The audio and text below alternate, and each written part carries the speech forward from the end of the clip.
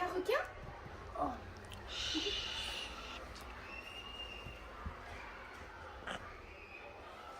Requin était carrément terrifiant. Ses yeux étaient sombres et terrifiants. Son sourire était froid et terrifiant. Et ses dents étaient très tranchantes et terrifiantes. Quand un jeune poisson demandait à sa maman « Quelle est la chose la plus effrayante de l'océan ?» La réponse était toujours la même. Requin la terreur.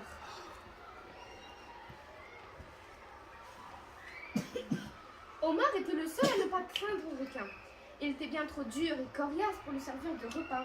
« Hé toi, la dent pointue !» lançait souvent Omar. « Laisse-nous tranquille. Attaque-toi plutôt à quelqu'un de ta taille. » Et justement, quelqu'un de la taille de requin venait d'arriver dans les parages, aussi grand que lui et tout aussi terrifiant. C'était un autre requin, et elle s'appelait Marine. Donc ça, c'est l'Omar. Et lui, il a peur? Non. Lui, c'est un plus grand requin et l'autre, c'est un petit requin. Non. Et de loin, il est petit. Et en plus, il a des crapauds. Lorsque requin aperçut Marine, ses yeux terrifiants chancelèrent.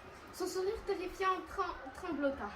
Et ses dents tranchantes et terrifiantes claquèrent, comme des castagnettes. Qu'est-ce qui se passe? Et ça, c'est Marine. Et qu'est-ce qui se passe, vous croyez? Ils se font des bisous?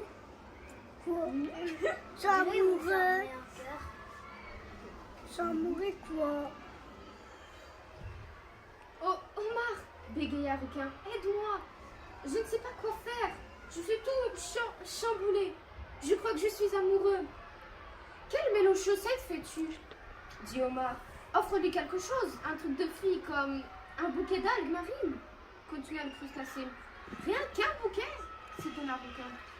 Je lui offrirai bien toutes les algues à Marine. Mais si ça ne lui plaît pas, globulo moche, je te croquerai. Ta carapace craquante me servirait de pince. Me servirait de pince. Ah, je me trompe. Requin s'agitait dans tous les sens. Il trouva des algues vertes, rouges, petites et filandreuses, plates et flottantes. Il arrangea le tout en un très gros bouquet. Puis nagea nerveusement dans une direction de Marine. Mais le bouquet était tellement gros que Requin ne voyait plus rien. Et bang! Il fonça la tête la première dans un rocher. Marine ne le vit même pas. Oh oh. C'est un gros problème ça. Ouais, mais ta mine. Ça n'a pas marché, le coup des algues, soupira Requin désespéré. Qu'est-ce que je vais faire maintenant? Omar réfléchit très fort. Ce qu'il te faudra, tête de plancton, c'est une perle, déclara-t-il. Trouve une grosse perle bien brillante. Grosse? Brillante? s'écria Requin. Je pourrais lui offrir la plus grosse et la plus brillante des perles de tout l'océan. Mais si elle ne l'aime pas, pense à la noix. Il y aura une salade de homard et d'algues au menu de ce soir.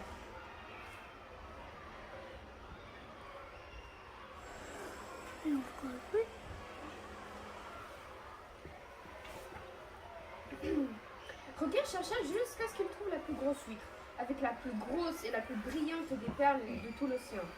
Requin demanda à la perle aussi poliment qu'un requin était capable. « Donne-moi ta perle ou je t'écrase. »« Non, répondit l'huître, c'est la mienne. » Facile. Alors, Requin se rua sur elle, puis attrapa la perle avec ses dents. Mais l'huître referma sa coquille d'un gros clac sur son nez. Donc ça c'est l'huître et ça c'est sa perle.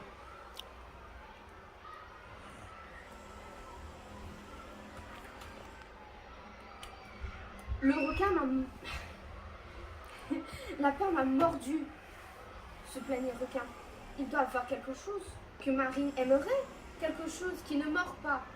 Pas de panique, t'es l'heure du dimanche, répondit Omar. Chante une chanson d'amour. J'ai connu une chorale de poissons d'ange qui adore le gospel. Ça va être super romantique. Excellent, cette idée est parfaite, s'emballa un Requin.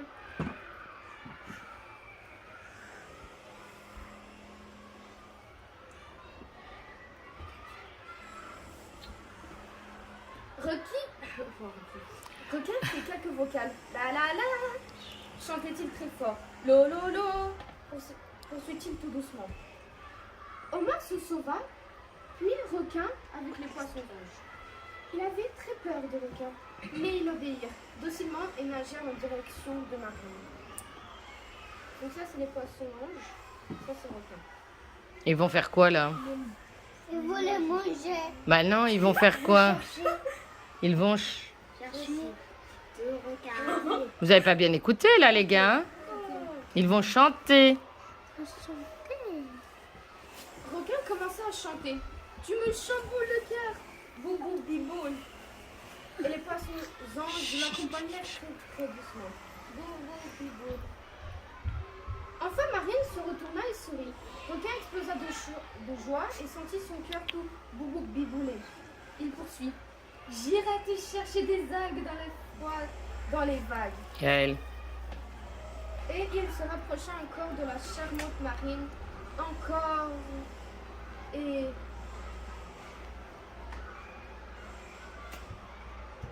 Est-ce que ça fonctionne la chanson là? Oui. Crunch! Le poisson ange. Nom d'une méduse! S'indigna Omar. Qui a mangé les poissons? C'est elle. C'est elle, oui. Très bien, Iba. Omar, c'est pas Omar. Quel adorable présent! Apprécia Marine. Ils étaient délicieux. Waouh! S'extasia Requin. C'est vraiment toi, la plus terrifiante de l'océan? Voudrais-tu être ma terrifiante épouse? Oui, je le veux, répondit Marine. Leurs mains se touchèrent. Le cœur de Requin fut tout boubou biboulé. Amine. Et les nageoires de Marine tout bouleversées. Et c'est ainsi que, carrément terrifiants, les deux requins prirent le large. Nageoire contre nageoire. J'amoureux maintenant. Dans la cour de l'école.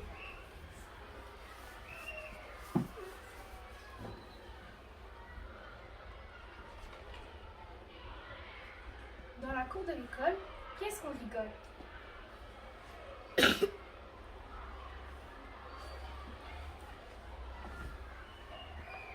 Parfois, c'est les filles avec les filles. Et les garçons avec les garçons. Mais il y a un garçon qui se trompe.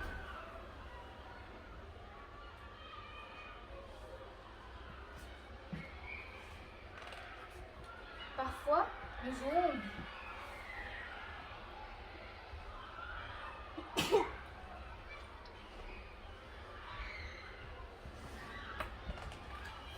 Parfois, nous faisons un grand rond tous ensemble.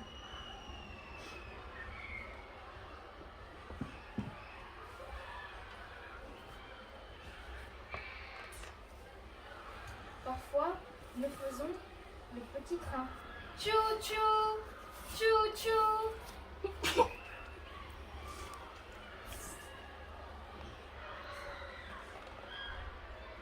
Mais parfois, les grands viennent nous embêter.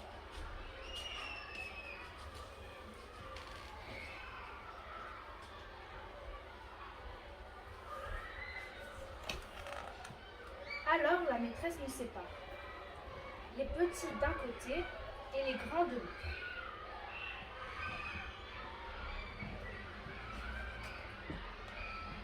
Parfois, je suis toute seule et personne ne vient jouer avec moi.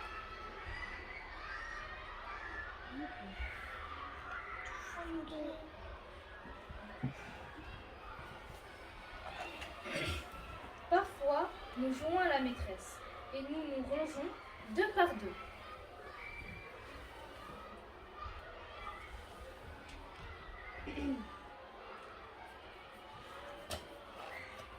Parfois, c'est moi qui commande et tout le monde me suit.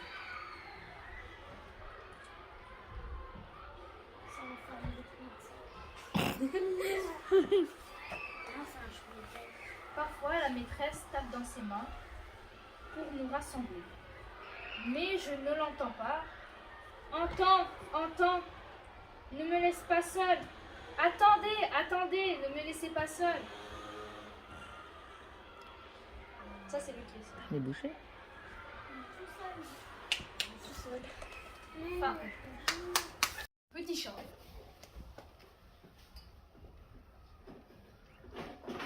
Chut, enlève ta capuche.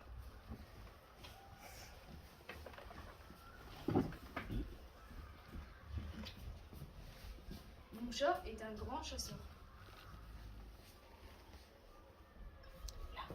Là.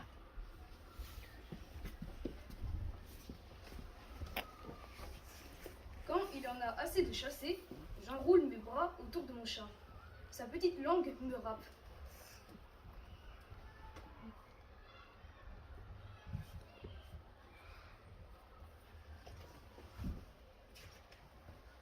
Il ronronne sur mon cœur, comme un petit moteur. Ron, ron, ron.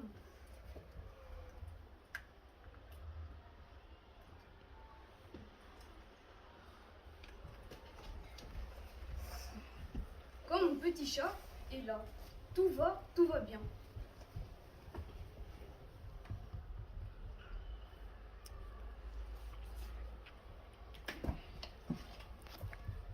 Tout à coup, ses oreilles se dressent, et ses moustaches aussi.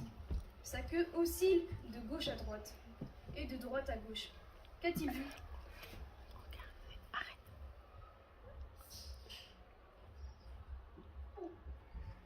Qu'est-ce qu'il a vu? Un renard. Une souris! Mon chat s'élance et poursuit la souris. Une souris. Il y avait une souris. C'est pas un renard, ça. Mais Non, c'est un chat. C'est un gardien. Mon chat et la souris filent dans les autres herbes. La route!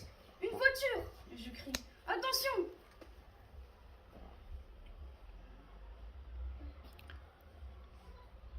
La route. Mais mon petit chat ne s'arrête pas. Et la voiture ne s'arrête pas non plus. Je n'entends plus rien, je ne vois plus rien.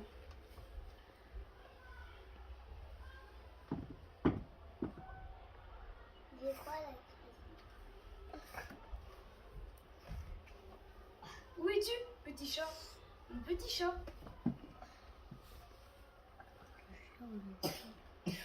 Il a perdu. Il est là. Il est là. Il est là. Mon petit chat, te voilà. Petit pas, petit pas, petit pas. Fais le cœur de mon petit chat. Quand mon petit chat est là, tout va bien.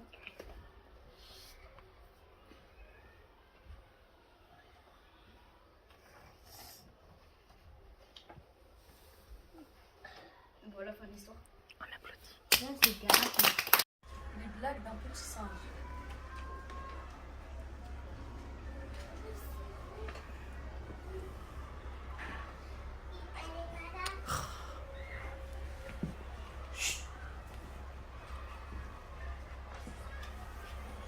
Kikou, un petit singe, vit dans la jungle. Il aime se prendre à une branche du bout de sa queue, sauter d'un arbre à l'autre et manger des bananes. Kikou est également très taquin. Il aime jouer des tours à sa vie.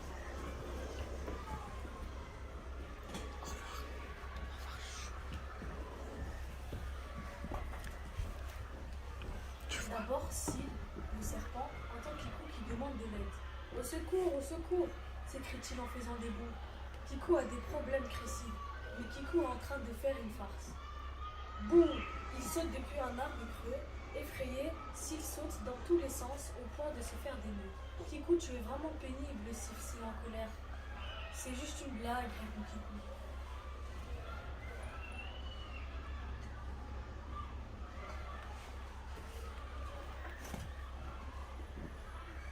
Puis Siam, le petit lion, entend la voix de Kikou. Au secours, s'écrie-t-il en se retournant de rire. Kikou a des problèmes, crie Siam. Siam se lance en bondissant pour lui venir en aide. Mais Kikou est en train de faire une nouvelle farce. Siam saute dans un tas de ronces épineuses. Kikou, tu es vraiment pénible, rogne Siam. C'est juste une blague, répond Kikou en riant.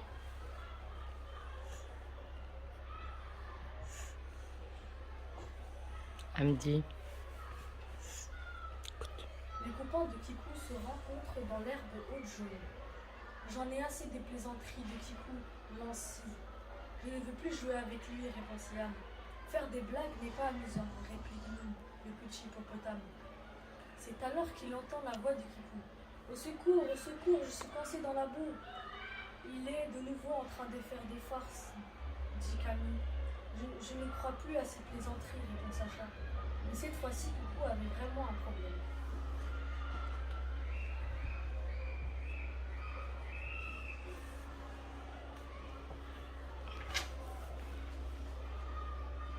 Le pauvre Kikou attend et attend ses copains, mais personne ne vient à son secours. Pourquoi personne ne vient m'aider, se demande Kikou en sanglantant. Comment est-ce que j'arriverai jamais à sortir de cette boue? C'est alors qu'il entend une voix. Kikou, où es-tu? C'est sa mère. Il est coincé où, là, le singe? La boue. Dans la boue. Elle a séché. Non. Le pauvre. Dans l'eau. Elle tire Kikou de la boue, puis elle essuie son pelage et le nettoie. Pas un seul de mes copains n'est venu m'aider, dit Kikou en semblantant tout triste. Tu leur joues trop de tours, répond sa mère. Ils ne savent pas quand ils peuvent te croire. Et s'ils ne veulent plus être mes copains, demande Kikou. N'aie pas peur, réplique sa mère. Pour le rassurer, ils resteront tes copains si tu leur dis que tu regrettes ce que tu as fait.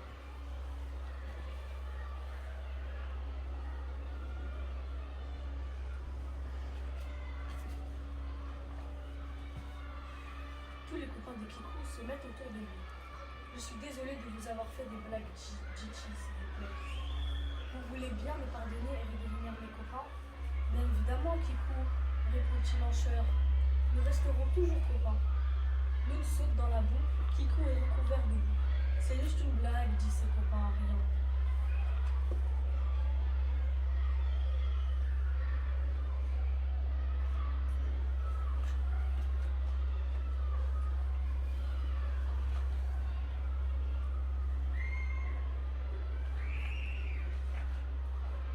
Au revoir. Des œufs.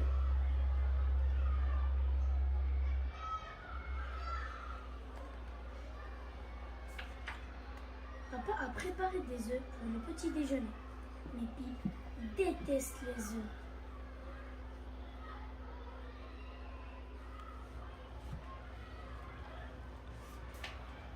Parce qu'il a quand même très faim, Pip se précipite chez Tante Jaune.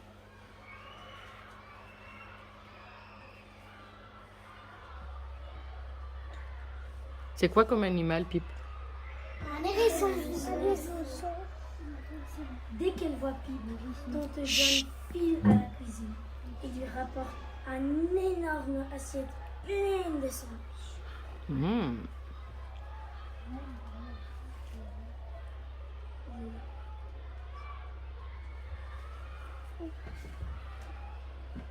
Curieux, Pip regarde ce qu'il y a dedans. Brrr, des œufs.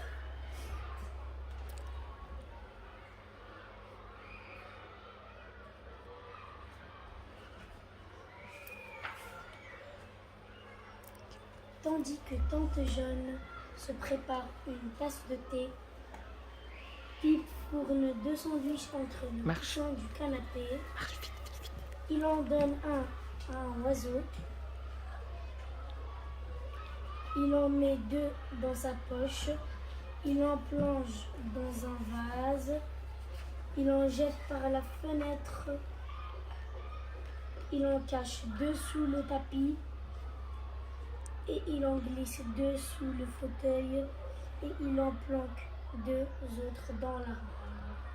C'est bien ce qu'il fait, là. Non, hein. C'est quoi? Bah, t'as pas écouté l'histoire? Si. Il cache quoi, les amis? Les œufs. Lorsque Tante Jaune revient dans le salon, elle ne croit pas ses yeux. Eh bien, tu avais faim. Je n'arrive pas à croire que tu aies mangé tous mes sandwichs aux œufs. Ah, il y en a un peu.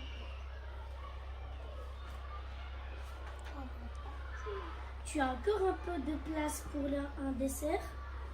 Si on prépare un cake, propose-t-elle?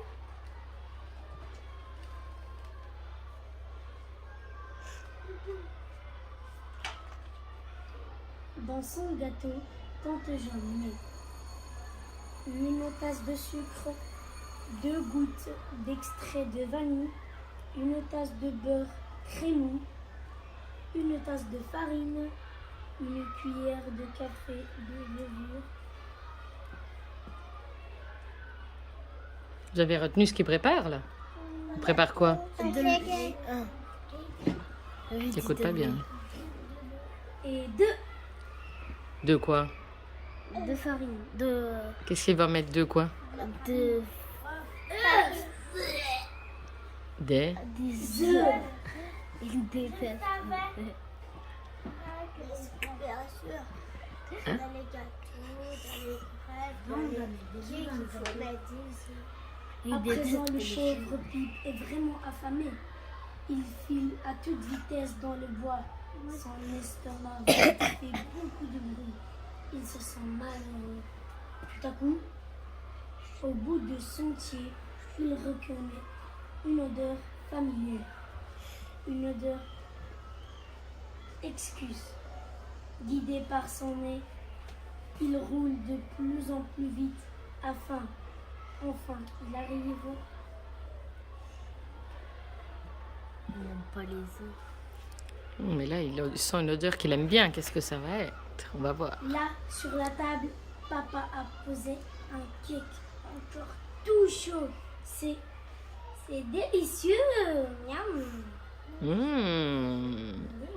Il y a des œufs. À voir. On t'applaudit.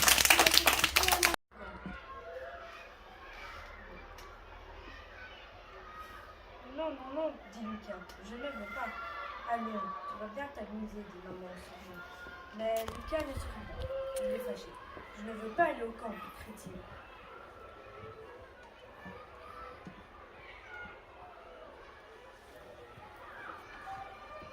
Papa est aussi allé au camp quand il était petit. Il montre ses photos à Lucas. Au camp, on dort sous la tente, on fait du canoë, on nage dans l'étang et on se fait plein de nouveaux amis. Mais Lucas se bouche les oreilles, il ne veut rien entendre. Le camp, c'est moche, dit-il.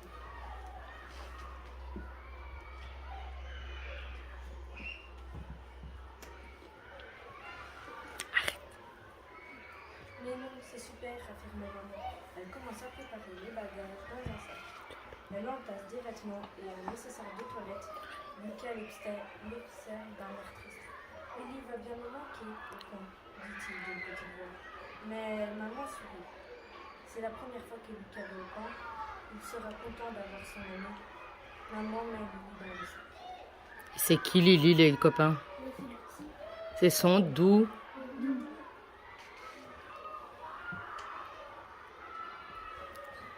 Mon hamac aussi, il va me manquer, dit Lucas. Maman soupire. Mais bon, c'est la première fois que Lucas va au camp. Maman roule le hamac et le met dans le sac avec lui. Et notre maison, quoi, belle maman, comme elle va me manquer, dit Lucas. Papa et maman se regardent. Vraiment, Lucas exagère, mais bon, c'est la première fois qu'il va au camp.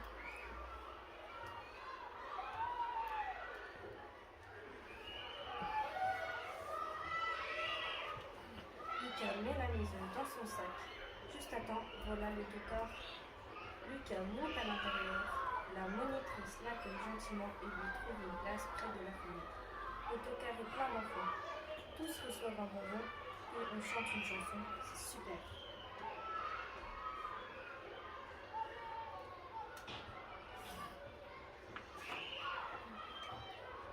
Le camp se dresse au bord d'un petit lac. Il y a plein de sports, de canoës et des vrais temps d'Indien.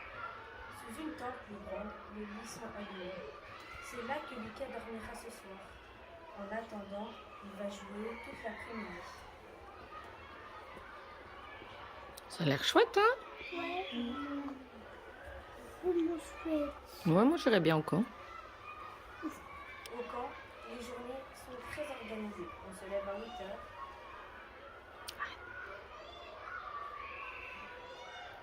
À 9 heures, on prend le petit déjeuner.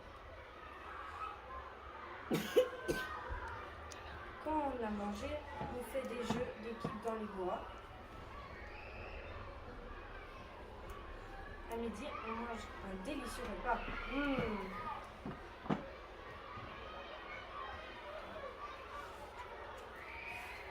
L'après-midi, on joue dans l'eau, on nage, on fait du canoë. À 6 heures, on mange un délicieux repas. Après le dîner, on joue à des jeux de société. À 9 heures, il est temps de se brosser les dents. À 9h30, ouf, on se glisse dans son lit et on s'endort presque tout de suite.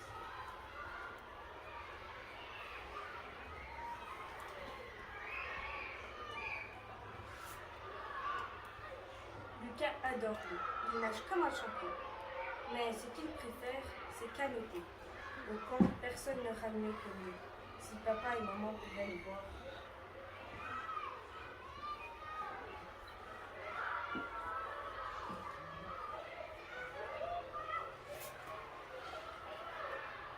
Un matin, Lucas fait une chute. Son genou saigne. Il pleure un peu. La monitrice le conduit à l'infirmerie. Elle soigne son genou et elle donne un gros bisou à Lucas. Ouf, ça va mieux. Lucas retourne jouer avec ses amis.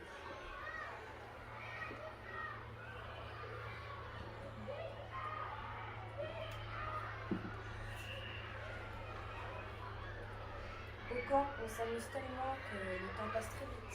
Ce soir, c'est déjà le dernier soir. Lucas et ses amis font un feu de camp. Ils s'asseyent en cercle pour chanter. Demain, chacun rentrera à la maison.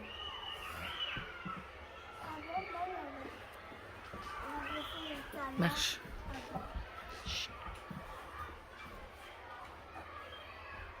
De retour chez lui, Lucas saute dans les bras de maman. C'était super, s'écrie-t-il. C'est vrai? Fait maman? Lily, la girafe, a été bien sage? Oh oui, elle n'a pas bougé de mon sac, dit Lucas. Tu as dormi dans ton hamac? Demande maman. Pas une seule fois, répond Lucas. Et la maison, tu as pensé à la rapporter?